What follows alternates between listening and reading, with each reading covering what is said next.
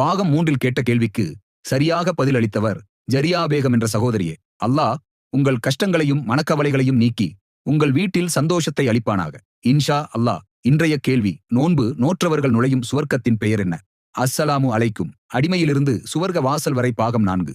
ஒரு தடவை வேறொருவர் அண்ணல் நபி அவர்களிடம் அனுமதி பெற்று பாங்கு தொழுகைக்கான அழைப்பொலி எழுப்ப சற்று நேரம் கழித்து ஜிப்ரில் அலைஹிஸ்ஸலாம் அண்ணல் நபி ஸல்லல்லாஹு அலைஹி வஸல்லம் அவர்களிடம் வந்து, இன்னும் ஏன் பாங்கு கூறவில்லை என்று வினவினர். வேறொருவர் இன்று பாங்கு கூறினாரே என்றனர் நபி அவர்கள். அது கேட்டு ஜிப்ரீல், பிலாலின் பாங்கு அர்ஷு வரை கேட்குமே, இன்று கேட்கவில்லையே என்றுதான் வினவினேன் என்றனர். இதிலிருந்து இவர்களின் மாண்பினை உணரலாம். அண்ணல் நபி அவர்கள் பிலால் ரலி மீது கொண்டிருந்த அன்போ ஆழப்பெரியது. அரேபியாவில் நானே முதல் முஸ்லிம், அபிசீனியாவில் பிலாலே முதல் முஸ்லிம் என்று இவர்களை அவர்கள் புகழ்ந்து கூறினர்.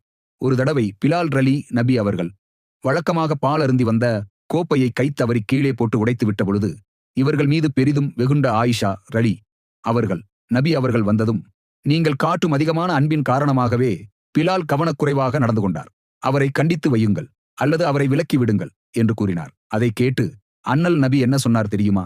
பாகம் 5 பார்க்கலாம். இன்ஷா அல்லாஹ். அஸ்ஸலாமு அலைக்கும் வரஹ்மத்துல்லாஹி வபரகாத்துஹு.